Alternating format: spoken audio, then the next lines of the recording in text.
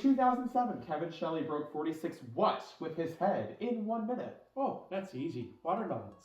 So it was actually toilet seats. He was going fucking nuts. All right. Cool. I feel the vibes. Mr. Frost? It's beer cans. Beer cans. The most American thing you can do. Well, Just go. the red herrings are getting better. I doubt I'm getting points this round.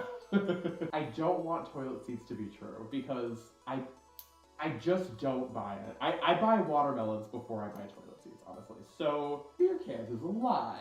Well, unfortunately, you're correct. Oh, all right. I still got it.